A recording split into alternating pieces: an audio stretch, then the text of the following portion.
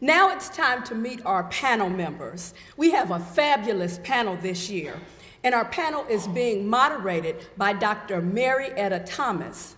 Dr. Thomas is a retired library media specialist, and she in DeKalb County School System. She earned her doctorate in education from Nova Southeastern University. Please help me welcome Dr. Thomas.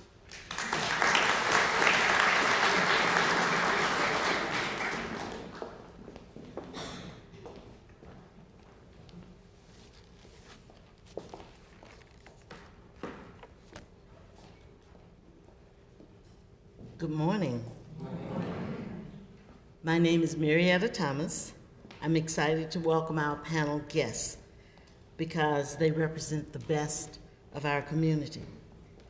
They are a diverse group who have dedicated their lives to serving our community.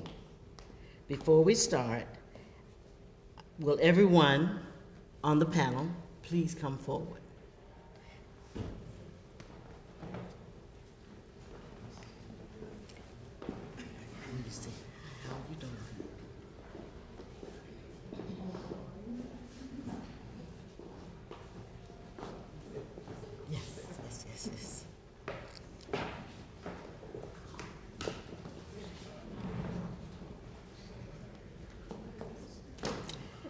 Now what I'd like for the panel to do is introduce themselves and in 1 minute tell us their name as well as their current title.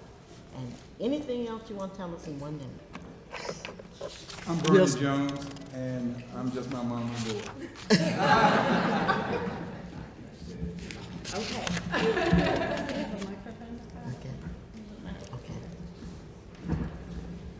Okay, I am Janelle Jones. I am currently the Deputy State Director of the Georgia Republican Party. I originally served as Regional Field Director and then Data Director, now Deputy State Director. And overall, my purpose, I feel so my mission for being a part of the party is not just to embrace the core values that that I feel like I represent, but to be a voice, to hold accountable and make sure that we have a seat at the table as African Americans. So I take my position very seriously. I'm extremely happy to be here. Thank you, Tiffany, for the invite. I look forward to speaking to you all. Well, good afternoon, everybody. My name is Smah, and I am a community activist in the city of Clarkston. I work currently as a data manager and a public health associate at Emory University. I'm very passionate about empowering different communities. I have worked in some of the most impoverished communities in Atlanta, and I have passion for the work, and I wish I could serve in whatever capacity to help our communities. Good morning, everyone. I am Jamar Boyd, President of the Georgia NAACP Youth and College Division, representing some 1,300 youth across the state of Georgia from the ages of 4 to 25. I'm also a second-year seminarian at the Samuel W. Proctor School of Theology at Virginia Union in Richmond, Virginia.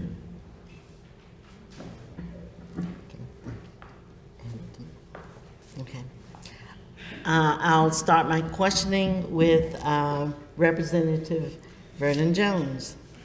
When you were the CEO for DeKalb County, what were some of the policies that you implemented that you feel improved the African American community, and what are the major issues facing the African American community still today? I was in a very unique position when I was elected chief executive as the first African American. Among many people of color, there were unreasonable expectations that I was supposed to right all the wrongs that had happened over the years. And at the same time, there were unreasonable fears among many white people who thought that because I was different, what I was going to do to them what has been done to the African American community. So it was a very fine line that I had to walk. But my policies were not based on color as much as it was on just good public policy, because whether you're black or you're white or you're brown or you're yellow, it's about good public policy. And when we work to improve the infrastructure of this county, from water and sewer, and someone mentioned roads and sidewalks, to an impressive amount of money spent through bond initiatives that were passed by your voters, or the reserve of 4,000 plus acres of land, declared Arabian Mountain National Heritage Area. When we built the libraries, I think about 9 different libraries.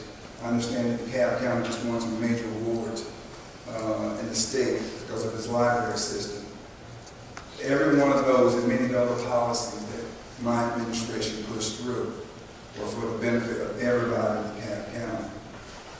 When we took the county to a dual AAA bond rating, the most fiscal responsible county out of about 4,000 nationally, which had never attained that before. That was just good policy where we were able to borrow money at a good rate, and the county had a good credit rating standing. Now, with that being said, there's still a number of unreasonable expectations, and there's still a number of unreasonable fears. When you have seen county government and cities as they've been developed, you're literally seeing communities getting reached with different cities based on color, and I think that's wrong. But this is a great county. There are great people like the ones that are in this room that help us move forward, like Judge Seelinger, who was here in a very trying time, and Oscar Mitchell, the previous judge he replaced, sentenced Dr. King to 6 months hard labor. And it took the Attorney General, Robert Kennedy, to make a phone call down here to the gap and clearly state his position on it. But Judge Seelinger came along and he defeated that judge. The people elected him because they wanted something better. And he was the one who hired the first African-American bailiff. And even as a bailiff, he received death threats. And Judge Seelinger directed him to remove the state flag, which had the St. Anthony's cross, or the battle flag, because it sent the wrong signal. So it's people like Judge Seelinger and others who made this county a great county, but we're still dealing with a lot of the same challenges now.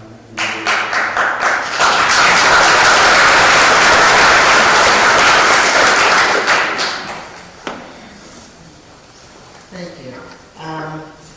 Now, Mr. Boyd.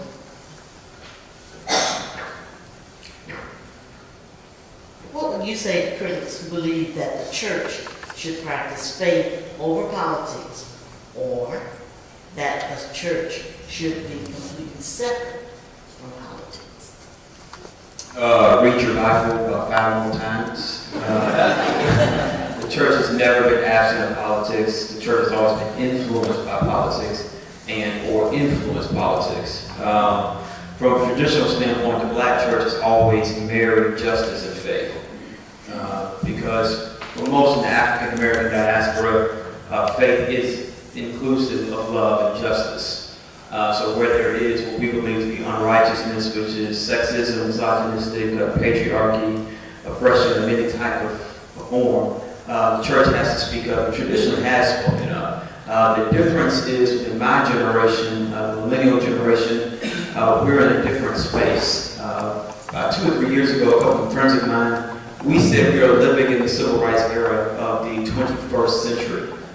So my grandparents, who are baby boomers, lived through the civil rights era. My parents were benefactors as Generation X. However, with the current political system that we are in a new era of civil rights and disenfranchisement and things of that nature. So what you're seeing is a consistent moral uprising in the church, but it's also tackling the physical political structure as well.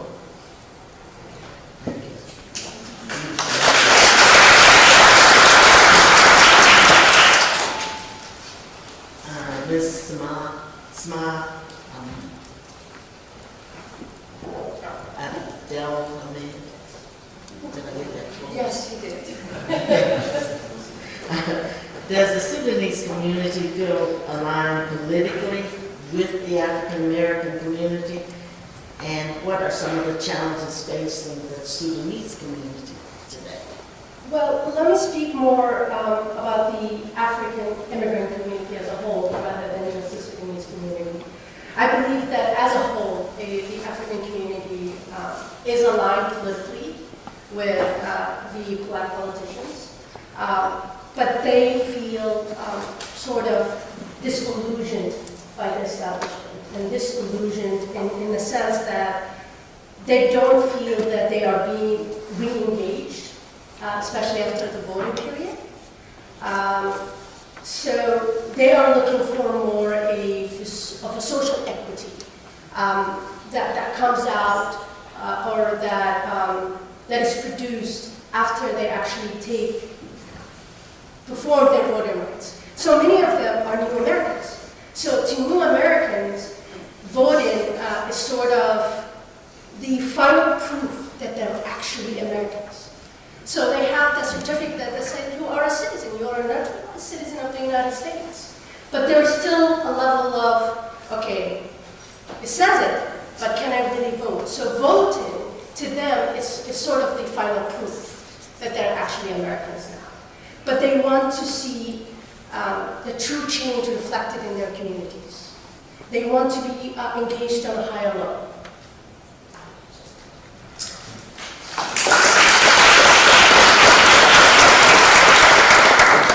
And Ms. Jones? We're not related, I hope.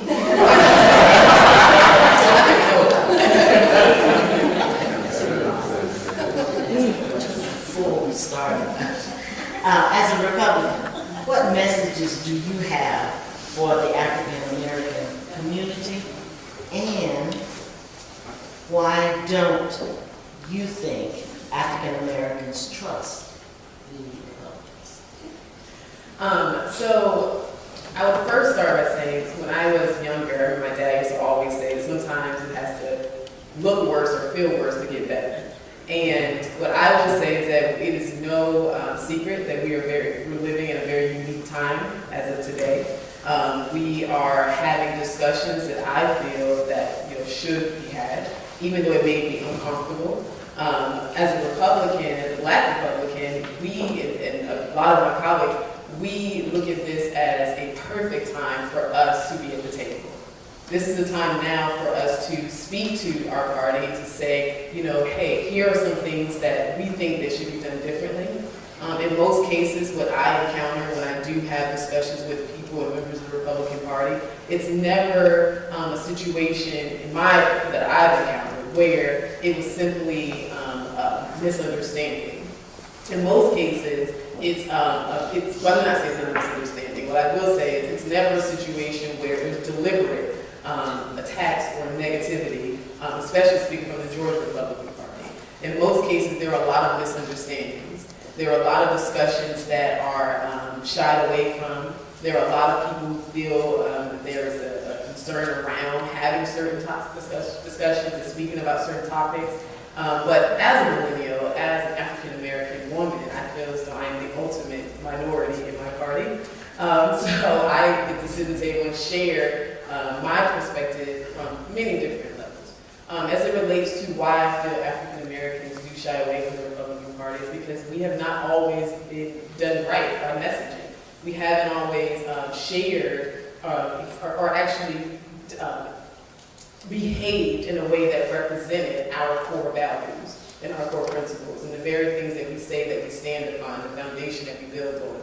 There has been plenty of times when I felt as though we could have done things better as it relates to the African American community. But I will say that looking at this previous election here in Georgia, looking at where things are going, looking at the demographic shift that's taking place in the state period, I will say that there are a lot of difficult discussions that are taking place. I will say that there is, we recognize that there needs to be some adjustments. But most importantly, what I would say to the African American community is to be open to hear from your local governments too. Not to always lump us in with what's happening on any other level outside of what's happening here in Georgia. and then ask questions and be prepared to, hear maybe some things that you didn't necessarily think was the case. But I would say that there is a discussion taking place. We definitely can do better in some areas, but I enjoy working for